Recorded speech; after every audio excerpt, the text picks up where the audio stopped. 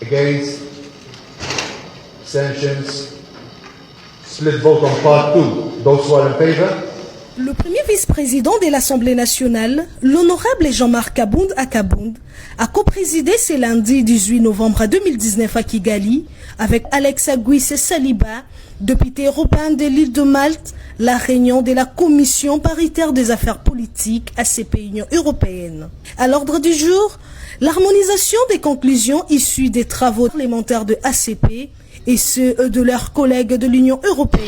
Du côté ACP, nous avons retenu 3 propositions, notamment l'état de droit et le renforcement du secteur judiciaire.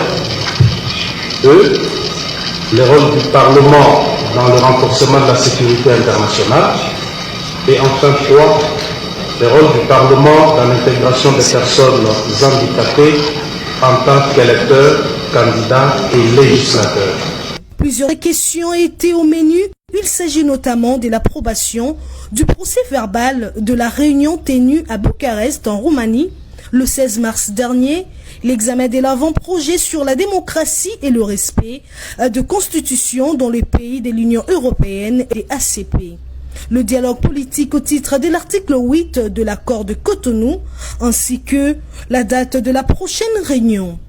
Sous la présidence de l'honorable Jean-Marc Kabound, qui a relayé son collègue Alex Aguisse Saliba de l'île de Malte, différentes interventions ont ponctué ces discussions axées sur la démocratie et le respect de constitutions dans les pays ACP Union européenne.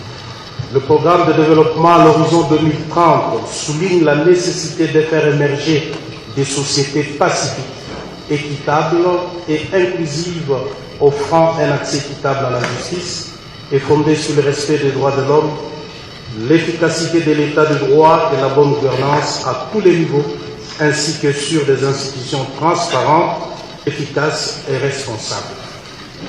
L'ODD 16, qui consiste à promouvoir des sociétés pacifiques et inclusives en vue du développement durable, a assuré un accès à la justice pour tous et à bâtir des institutions efficaces, responsables et inclusives à tous les niveaux, et considérées à la fois comme un résultat et un facteur de développement durable.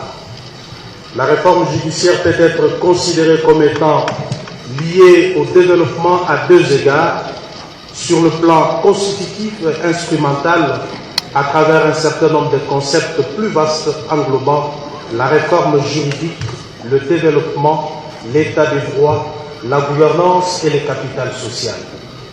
En termes de développement, il existe en particulier un argument commun selon lequel il s'ensuivra des retombées positives pour la croissance économique.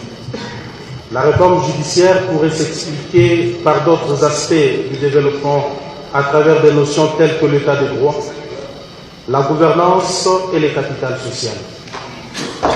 Dans les pays en situation de post-conflit, la mise en place de l'état des droits, dont la réforme judiciaire constitue un volet, est généralement considéré comme fondamental pour la construction et la stabilité à long terme. L'état des droits peut contribuer au processus de développement et aux réformes en conférant un caractère impersonnel et légitime et, dans une certaine mesure, une stabilité à la structure politique de l'État-nation. En outre, la réforme judiciaire et l'état des droits pourraient se rapporter au développement à travers les concepts plus larges de la gouvernance.